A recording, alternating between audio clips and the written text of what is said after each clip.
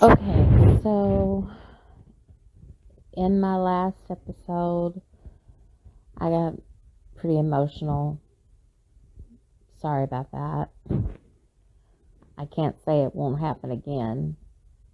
After all, this podcast is all apologies, guilt, and blame. It's the last book in my series. Um, and the first book was titled Not a Victim, a Survivor, Life Beyond Domestic Violence and Rape. My second book was titled Losing Touch with Reality. And then this one, All Apologies, Guilt, and Blame, are all three sections, three parts of my series, Life Beyond Silence, which you can find on Amazon, Barnes and Nobles, and other areas. I decided to do the uh, podcast. There's more than one. There's one on each section. But I decided to do it because I have two YouTube channels. And you're more than welcome to look for them. One is TV and movie reviews you can trust, and the other one is de-stressing and relaxation videos. But I wanted to do the podcast to give listeners an opportunity to ask me questions or make comments that I could try my best to answer. It gives me another avenue. I guess in some way it gives me more of a chance to say all that I want to say about not only the books that I had written several years ago, but now that I've gotten quite a bit older, I wanted to give myself an avenue to add to them and to, I don't know, maybe find healing therapy. I know when I first started writing the first book, I was literally in the midst of doing that when my life turned upside down. And then my life continued to spiral. And I guess you would say I continued to dig myself a hole. I just did. You know, I don't know why I spiraled. I don't know why I turned left instead of right. I don't know why I always made the bad choice in the situation. You could count on me for being the one that consistently made bad choices.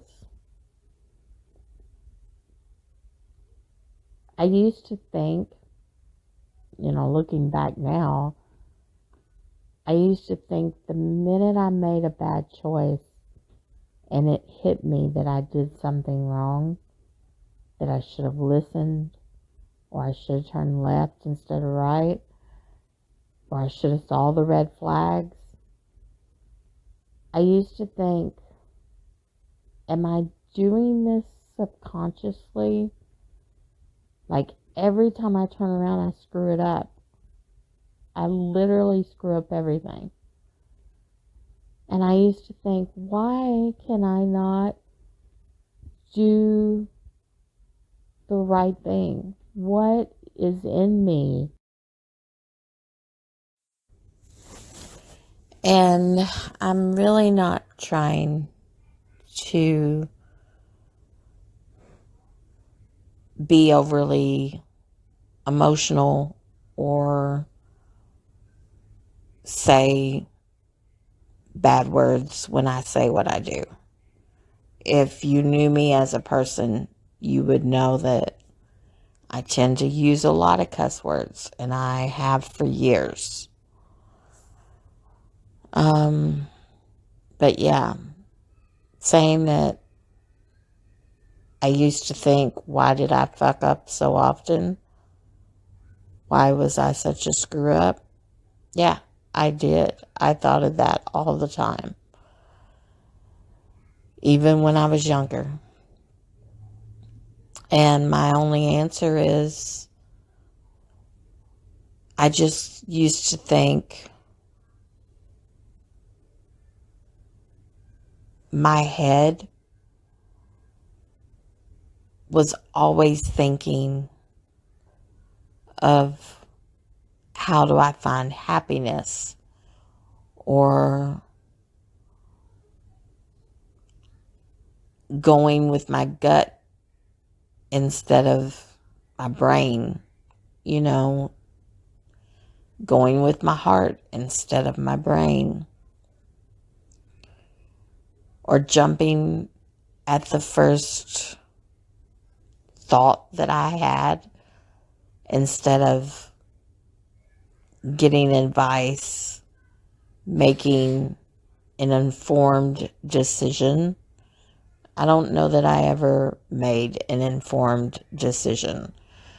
I think pretty much I would always jump, into the fire before I thought about it. But I'm not trying to make excuses. In no way. I literally have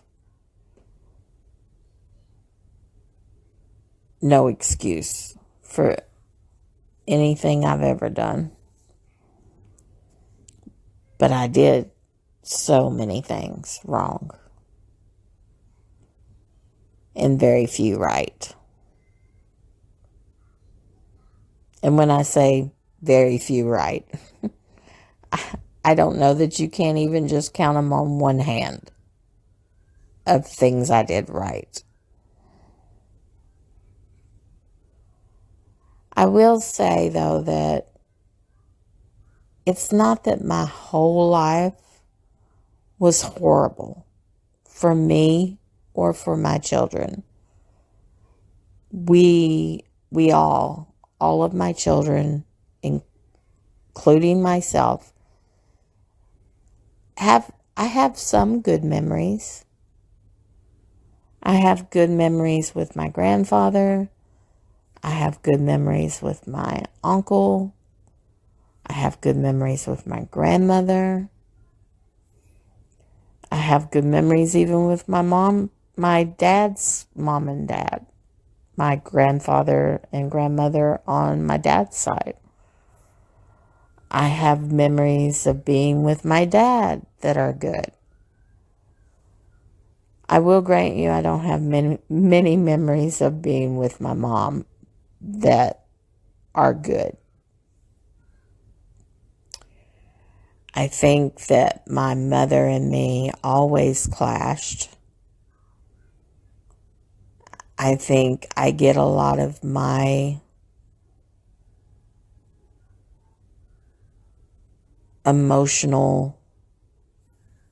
disturbing emotional dysfunction from her. I remember a lot of bad things. I remember one of my first thoughts was her telling me that she could have made something of herself, but she had me. I remember her beating on the wall as she came towards my room, and literally either I was hit or something was taken away or whatever, because she didn't know what had gone on, but surely it was my fault. Everything was my fault. Even when I was a teen and she came to my school functions and tried to help us with things like marching and brought snacks or something. I don't know what all she did, but I know she would make comments. I know that she wore skimpy clothes at one period of time. I'm not saying like throughout her whole life, but she used to when I was a teen. And my mother's always looked good. I used to think she reminds me kind of Alexis on like, not Alexis. I can't think what her name was. The one that was dark haired on like Dynasty or some show like that. The evil one.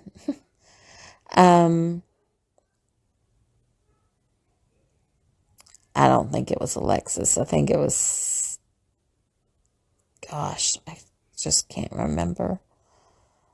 But I used to watch soap operas years ago. And I used to think all the dark-haired, manipulating, evil women reminded me of my mother. That should tell you something. And then there was a period of time I wanted to be like her. I thought, she's smart, she can do a lot, she knows the answers to everything, she's strong, she can do 10 million things at once. I used to think she could do a lot. And then I realized how much of that was directed towards other things. You know, she wanted to have the best yard, the best house, wear diamonds on her hand, drive a good car. I mean, she wanted it, everything. And she was determined to get it, and she did. At least when she was younger, she did. She was well thought of. She was hardworking. And she was smart. But over the years, especially since I got older, I realized, number one, you should never, ever want to be someone else. You should just be you and the best version of you that you can be. Something I definitely was not. But if I had turned all that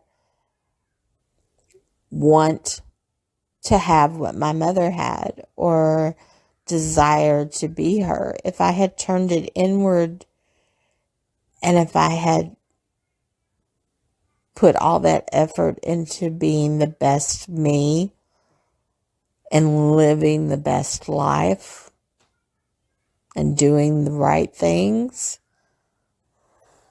what could I have been? We'll never know. I do think about that, you know. I've thought about it for years. Why'd you do this? If you'd only done that, maybe they would have liked you more. Maybe you wouldn't have gotten in trouble with the bank. Maybe you would have found somebody that was good. But you always seem to be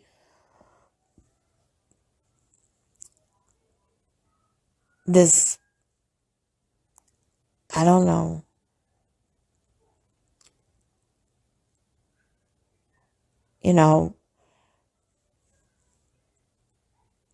I used to hear a comment that was basically, if you're married once and you get a divorce and there was an issue like cheating or just the fact you grew apart or whatever, it could be easily forgiven by everybody. They would just like, oh, I get that. You were married, you were young, you know, you grew apart, he cheated. It was your first marriage and you made a lot of mistakes. But then you hear it told, and you hear,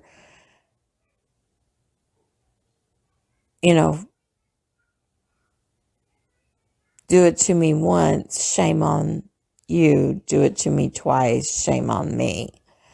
So then you hear that if you're married more than once,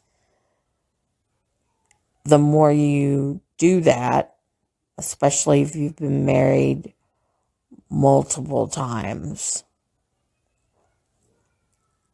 Well, I almost thought of that woman's name just then on the Dynasty show.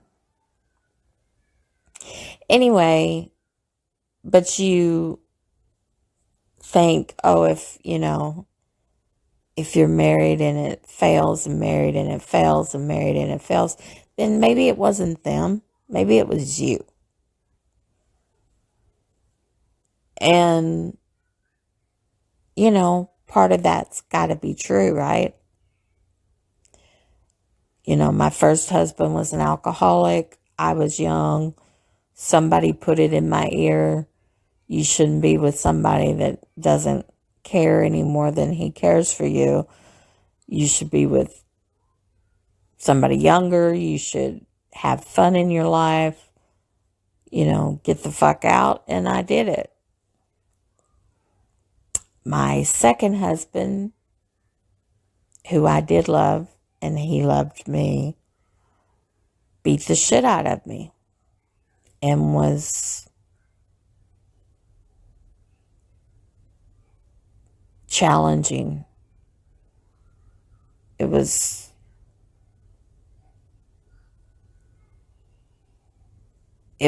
horrifying. It was disturbing. It was everything you don't want a marriage to be when it came to domestic violence. And there wasn't any way I could change him. It wasn't like I really blamed him. It was just he was addicted. He was tormented by demons that I couldn't fix. So you look at that and you think, okay, well, you left him because he hit you, which is a good reason, I guess. Especially since the last time, basically, he tried to kill you. But that's a good enough reason. And for most people living in domestic violence, they blame themselves just like I did. And they're tormented about whether to leave or not leave when they shouldn't be. Just like me. I got out because I had to. I had no other choice. Didn't matter that I loved him. The truth of the matter was he hit me And he was addicted, and there wasn't any way I could get it fixed. The situation was just the situation.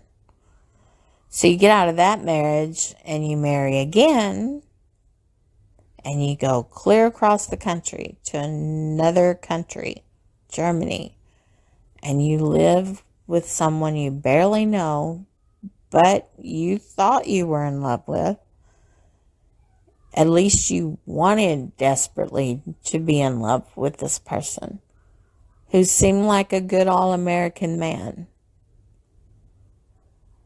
But then you fall apart for whatever reason. You can blame it on the fact that we grew apart. You can blame it on the fact that he became despondent. You can blame it on the fact that I found out about sexual stuff that I didn't know about and was like, not having any of that. You know, who wants to go through a marriage where you are so upset and so, I don't know, just torn?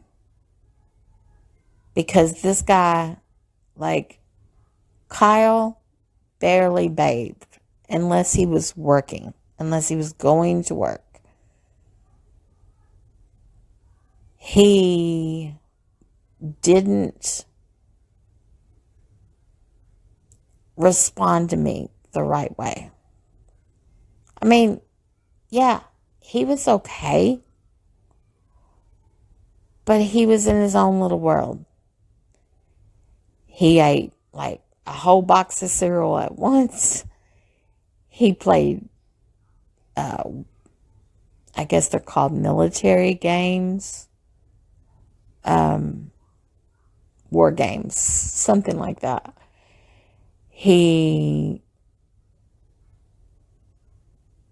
I just remember him having a brooding kind of thing about him. And partly that was my fault. I bitched a lot. But I never woke him up coming on his face. He woke me up coming on my face. And it wasn't like I gave him permission to. I was asleep.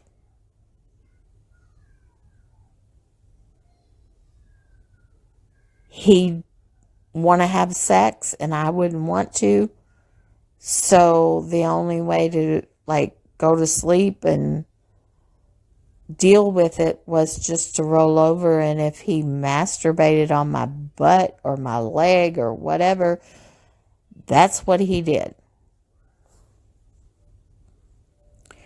Then I found out he was getting porno movies, taking them to work, which is the military base, while he had duty, and watching them and masturbating. And I discovered all these sex books in our basement storage area. I listened to him tell me shit that I wish I hadn't listened to. And, you know, there were times that he just seemed disgusting. And we grew apart, and we weren't having a good time anymore. And his idea was, well, let's split up and we'll go out different nights. And it's helped one of my friends and it'll help us, maybe. And I'm like, no, I can't see that helping us at all. And it didn't. I got involved with my next husband. I divorced my third husband and literally less than a year's time had remarried my fourth husband. Yeah, pretty much my whole life has been one fuck up after another. But I'm not trying to brush it aside. I get it. I guess that's why I wrote the books in the first place, is just to say, I get it. I screwed up. How many ways do you want me to say that I'm sorry? That I apologize? That I wish I could take it back? That I wish there was a way that,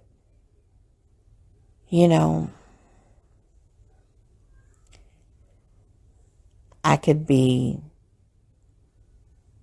have my arms cut off. I could be shot. What would it take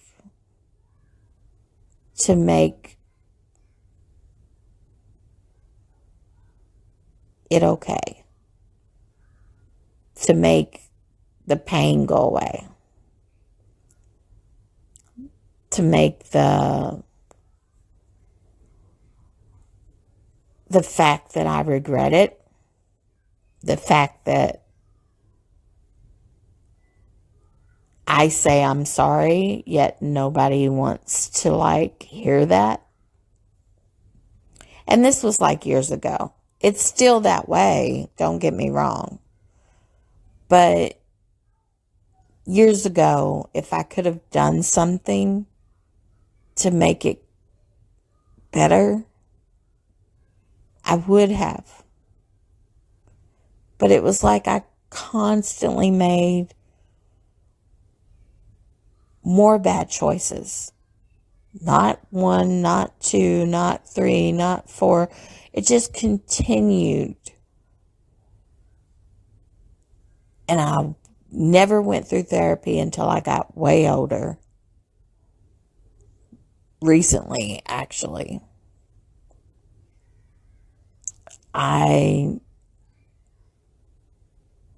The only time I ever saw a therapist was for a very short period of time when I was a teen. And the one thing she told me that I never will forget, her name was Miss Moody. I spoke about her in the first book. But she said, you don't need anybody to change your life. You can change your life. They're smarter. You're smarter than they think you are. I mean, they're smart, but you're smarter than what they give you credit for being. And don't let their labels on you make you give up on your dreams or goals.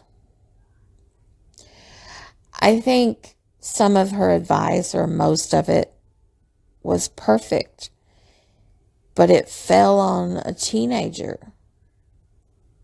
And I didn't get a chance to really have any other help. And I think over the years, I knew that I had this inner purpose or goal or dream. And I think I just swallowed that up. And I just kept going like the little engine that could. So no matter that this happened or that happened, I just, kept throwing wood on the fire. So yeah, my family gave up on me. And I don't blame them for that. They literally gave up on me. I was a lost cause. I don't know how many words I've heard it put from my family. I'm a lost cause. I keep doing bad things over and over again. I keep making mistakes. I'm selfish. I never do what I'm supposed to do.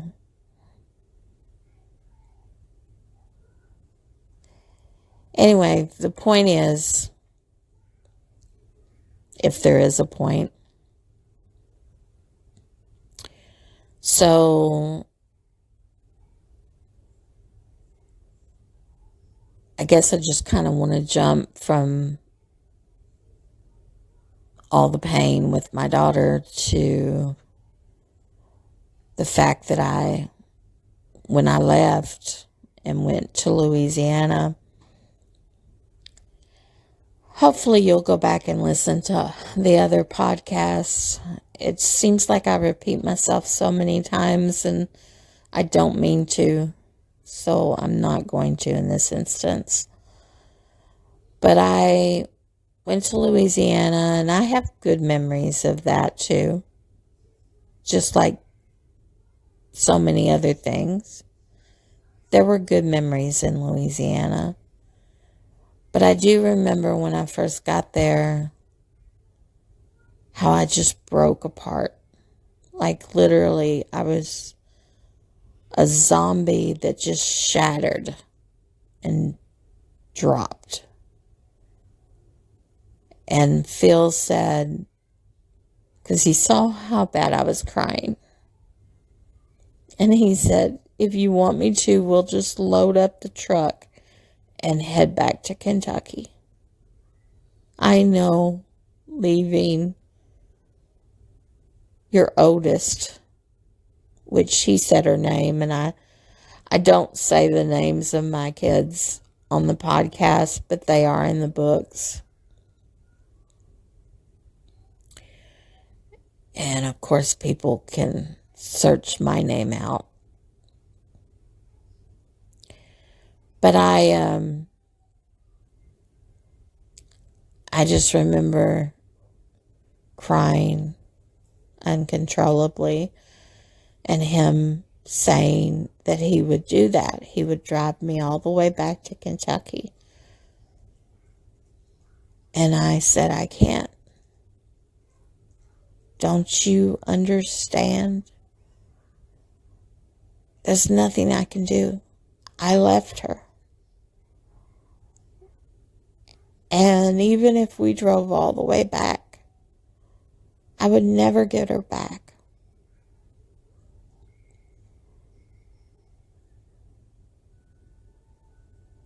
I made a huge mistake that I can't take back. So, in my head, I thought, I have to make a go of this. I have to stop crying, gather myself, and do it for my other kids. Especially my 2-year-old that I had just reunited with his dad. I have to make a go of this.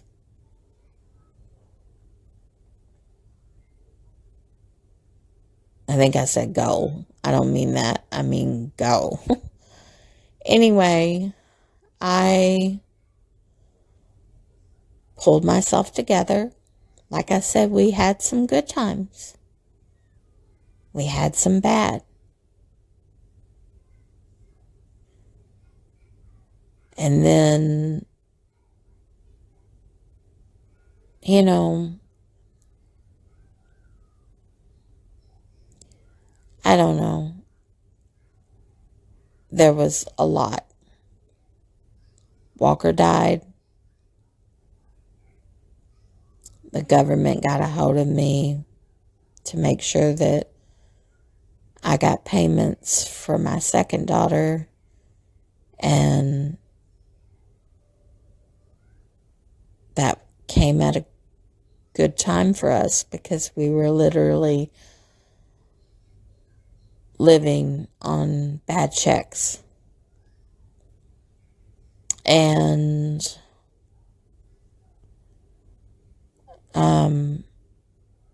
things got better. Phil's mom died. Things got worse.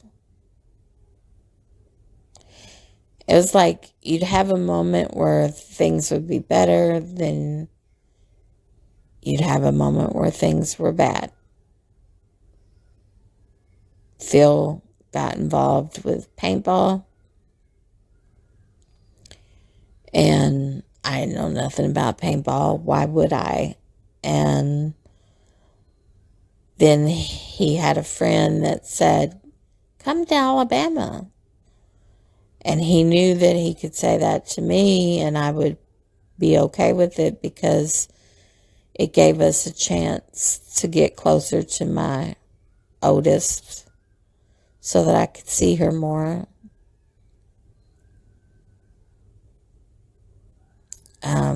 I even got her a computer and gave it to her. I tried my best, but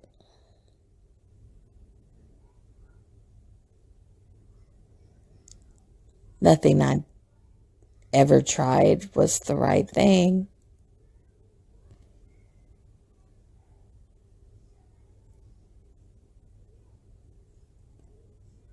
I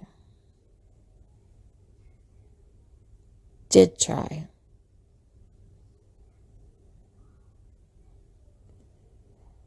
But I screwed up.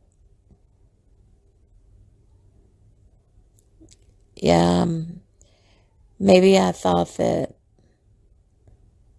Phil meant those things he said in Kentucky about making it up to me and how he never meant to hurt me or he never meant to cost me my daughter. And we started arguing in Alabama. And we split up. We got back together. We split up again. I won't say split up because coming home from work to find out that your husband has abandoned not only his child, but the other kids that he's raised and you walk in and literally the closet is empty. Parts of the house are empty. And you can't find him for 2 weeks. And the only way you find him is to put the law out looking for him and to call everybody that you can possibly think to call. That's how I found him. That's how he finally came and said, he's done with me. He's done with me because I'm a bitch and he doesn't want to be with me anymore. This woman that he is with, even to this day, is the same one that decided to jump into the mix and tell my husband, ex-husband at the time, that he should not be with me anymore because I'm an alpha and he's an alpha and two alphas can't be together. That one person has to be the submissive in order to make a marriage work or a relationship work. And so she cheats on her husband with my husband, and my husband, ex, like I said, you have to read the books or follow the podcasts. But he decides that I bitched too much. Not that I had an affair, not that I masturbated in the Kmart parking lot, not that I made some unwarranted sexual advances towards a neighbor and got charged with sexual assault.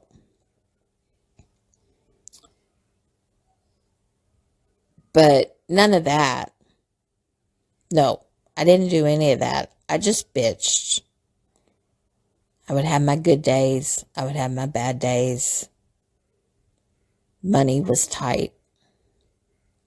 We had decent money, but paintball was like exploding. And he was living his life doing what his hobby of paintball was. I mean, he got paid, he got a paycheck, but I was by far the breadwinner. And I paid all the bills. And he did give me his money. I'm not saying he didn't. But he also took money to play paintball and to go to paintball tournaments and to be involved with paintball. And everything was paintball. And the girl that worked at the paintball business that my husband, ex, ran was the one he ended up leaving me for. And they're still together to this day, which I think is completely hysterical. Completely. But I've made peace with that too, because literally, why not? You cost me my daughter. You masturbated in a Kmart parking lot. You drove my grandmother's car. You helped pay the bills, but you also took money. And you also whined and cried over the fact that, yeah, I get it. Raising kids and paying bills and staying at home and doing things that any other married man would do is not fun. It's way more fun to masturbate in a Kmart parking lot and live out some fantasy. It's way more fun to make phone calls to people and be a heavy breather and flirt with a neighbor and end up making advances that she later files charges against. That's way more fun. It's also way more fun to get down on your knees and promise me the world and then take your shit and leave when I'm not home. No goodbyes to the kids, no nothing. I literally only got goodbyes to my children when you came back to help us move. You did do that. And you helped us move back. Another one of my mistakes that I'm sure you will hear about if you listen to the other podcasts. But yeah, my life was totally fucked. But I look at it as though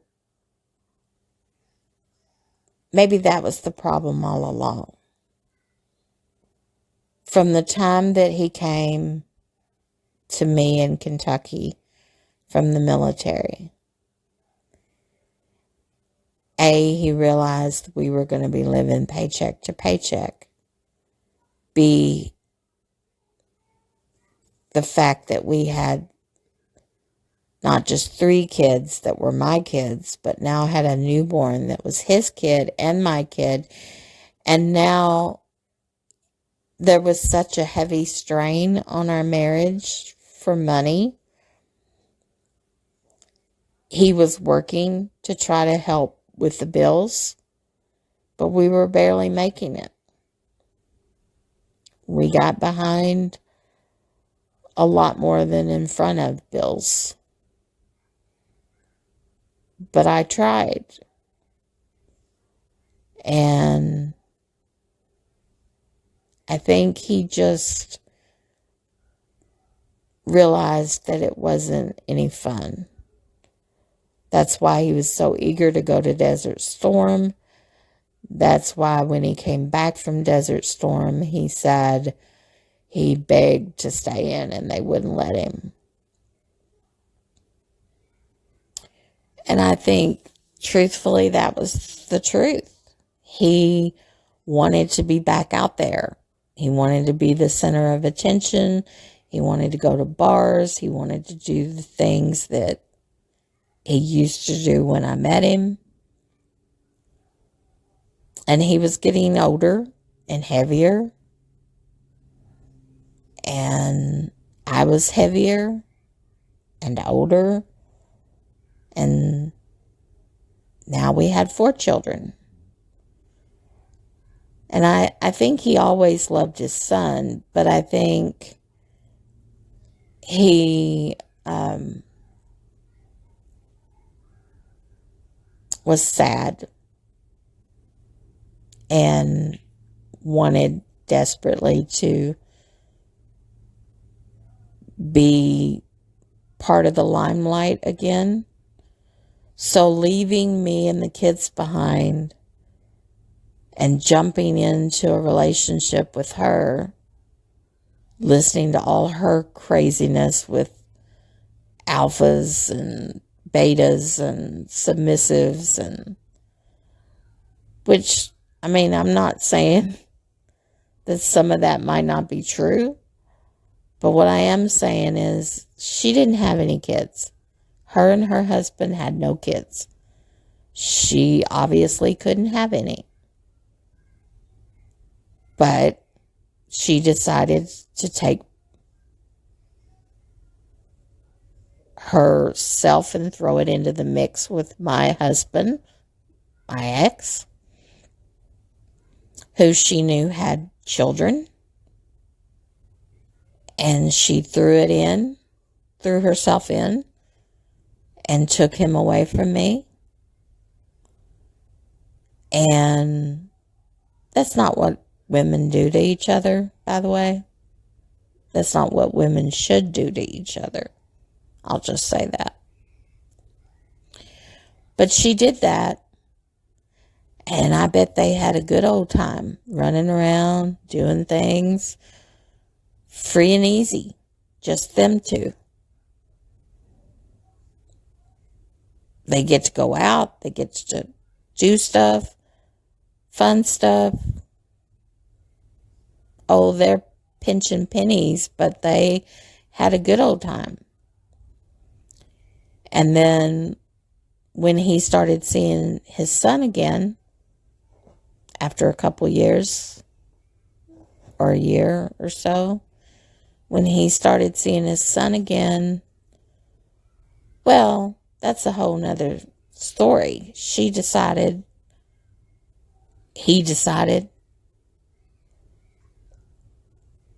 not that he never, I mean, he loved his son, but they decided to take the son. I mean, why not, right? I'm a bad mother. I've always been a bad person. Yeah, whatever. He knew this. He knew our history. He knew what he had cost me. And he knew that I wasn't a bad person at heart. That in his own words, I was a sponge. And he knew that I'd had it rough. But instead of, because he had no rights to his son in the divorce, none, no visitation, nothing. And I am the one that was stupid enough to allow him to see him. And lo and behold, he called me after he came to get him one weekend and said he wasn't bringing him back. And I was like, what? What are you talking about? Because in my head, I was like, did he get sick with something that he can't bring back to the family? What in the world? And he's like, no, he doesn't want to come back. And I'm not making him come back. And I was like, what are you talking about? And he's like, well, you've got a lot going on. And then there's your youngest daughter going through a lot. And you've been seeing this guy and that guy. And this happened and that happened. And he doesn't want to be there. So I'm not going to make him, not going to bring him. And if you try to get him, he'll just tell him that he wants to be with me. And you know that. And he broke me. Not once, but twice. He broke me. And you know, the funny thing is, my son, I love my son with all my heart. I see him as much as I can.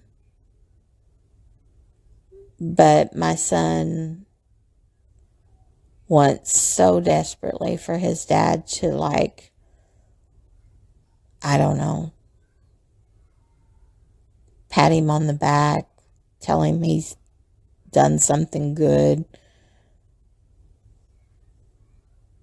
accept him in, like, open arms status, whatever. And I know that they work alongside each other pretty much, and they work at the same company basically, but they see each other a lot. And that woman, I won't justify by even saying her name, but she's still in the picture. And so my son's kind of like on the fence. He sees them. He lives near them. He does things with them. But he still, thankfully, comes to see his mom. And he's completely grown. He's not married. But he's grown and working and doing okay. But yeah, he wants desperately for his dad to, like, pat him on the back and be encouraging and happy with him.